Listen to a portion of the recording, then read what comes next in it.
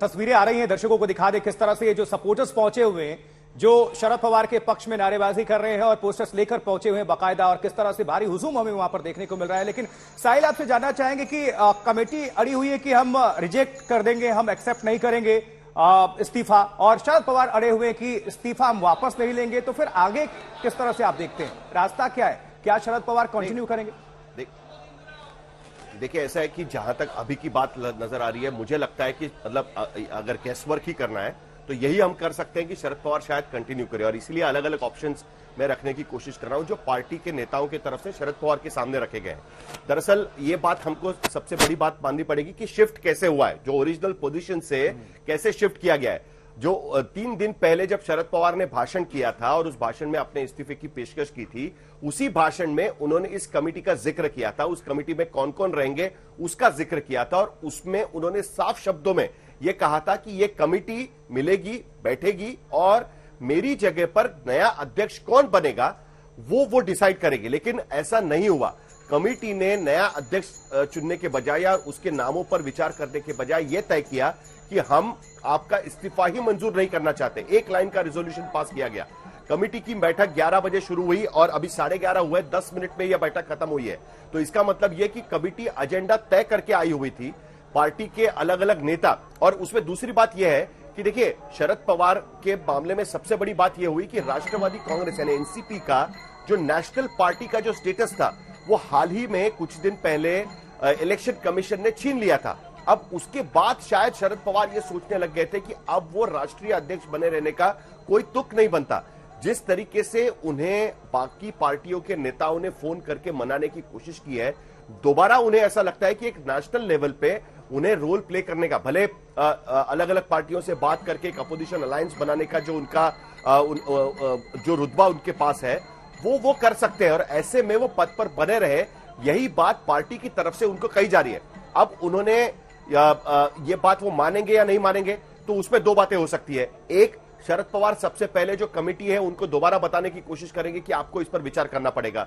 Committee की तरफ से जो नेता उनको मिलने जाने वाले हैं, प्रफुल्ल पटेल, जयंत पाटिल, पीसी चाको, ये सारे जो उनको मिलेंगे, उनके तरफ से ये बात कही जाएगी कि देखिए, चुनाव के लिए 1 साल बाकी है। जब चुनाव के लिए 1 साल बाकी है तब पार्टी में नया अध्यक्ष बनना, पार्टी के नेताओं को उनसे बातचीत या उनके डिसीजन मेकिंग प्रोसेस में शामिल कराना, ये काफी मुश्किल दौर होगा। नॉर्मली 1 साल के पहले पार्टी में कोई बड़ा बदलाव नहीं किया जाता।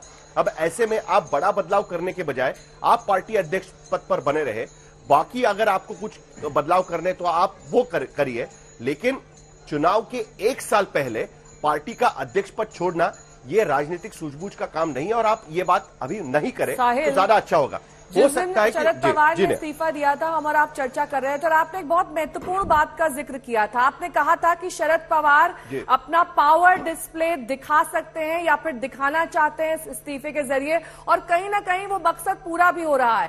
पार्टी ये चाहती है कि जब विधानसभा चुनाव हो, जब लोकसभा चुनाव हो, तब शरद पवार ही अध्यक्ष बने रहे, और अब अगर इस्तीफा मंजूर नहीं किया गया है या फिर शरद पवार अपना इस्तीफा वापस लेते हैं, तब पार्टी के अंदर ये सीधे तौर पर मैसेज चला गया है कि वही सर्वे सर्वा है।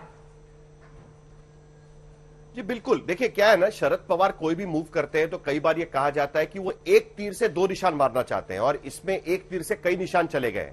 जब ओरिजिनली उनका यह फैसला आया था तब उन्होंने अपने पार्टी के बाकी नेताओं से बातचीत नहीं की थी, उन्होंने सिर्फ अपने परिवार से बात की थी। सिर्फ 4 लोगों को इसके बारे में पता था। एक सुप्रिया सुले, उनकी जो बेटी है, हालांकि वो पार्टी के नेता भी है, उनकी पत्नी प्रतिभा पवार जो उस दिन स्टेज पर हमें दिखाई दी थी, सुप्रिया सुले के पति सदानंद सुले, उन्हें उसके बारे में जानकारी थी, और अजीत पवार जो उनके भतीजे भी है लेकिन उसके साथ साथ पार्टी के एक बहुत बड़े कद्दावर नेता है।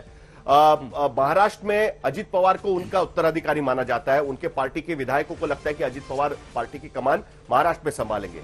तो ऐसी स्थिति में जब उन्होंने स्टेज पर जाकर वो डिसीजन लिया या उन्होंने वो फैसला लोगों के सामने रखा, तो उससे पहले की जो थॉट प्रोसेस उसके पहले जो चीजें हुई थी वो ये हुई थी कि भारतीय जनता पार्टी के साथ राष्ट्रवादी कांग्रेस यानी एनसीपी के विधायक जाना चाहते हैं, इस तरीके की खबरों का बाजार गर्म था। दूसरी बात यह हुई थी कि एनसीपी का नेशनल स्टेटस इलेक्शन कमीशन ने छीन लिया था। ये दोनों बातों का असर कहीं ना कहीं शरद पवार पर पड़ रहा था। शरद पवार की उम्र हो चुकी है 83 ईयर्स ओल्ड, 83 साल के वो हो चुके हैं। एक मिनट, 83 साल के वो हो चुके हैं। ऐसी स्थिति में अगर वो पद पर बने रहते और पार्टी में अगर फूट पड़ती तो उसका असर एक अलग, जिस तरीके से शिवसेना में हमने देखा, तो पार्टी का इस्तीफा देने के बाद एक तो सभी नेता उधर स्टेज पर आकर कहने लगे कि नहीं, आपको पार्टी के पद पर रहना चाहिए, तो उन्होंने दिखा दिया कि वही असली किंग है पार्टी के, बाकी कोई नेता पर लोग एक मत होने के लिए तैयार नहीं है। तुरंत आपका फौरन रुख करेंगे। मुस्तफा मुस्तफा कुछ कहना चाहते हैं, शायद उनके पास कोई मौजूद है क्या? मुस्तफा अपडेट करें, आप तस्वीरें दिखाएं और बातचीत करें। जी बिल्कुल, इस वक्त हम एनसीपी दफ्तर के बाहर ही मौजूद हैं, जहां पर ये मीटिंग चल रही है। नीचे के आपको दृश्य हम दिखाना चाहेंगे। कुछ ही देर पहले यहां पर एक एनसीपी वर्कर ने खुदकुशी करने की कोशिश की, अपने ऊपर केरोसिन डालकर उसको खुदकुशी करने की कोशिश की, लेकिन सही वक्त पर बचा लिया गया। इस वक्त हम आपको जो दिखा रहे हैं ये दृश्य है एनसीपी का जो कार्यालय, प्रदेश कार्यालय, उसके बाहर के दृश्य दिखा रहे हैं। यहाँ पर लोग एक तरह से काफी भावुक होते नजर आ रहे हैं।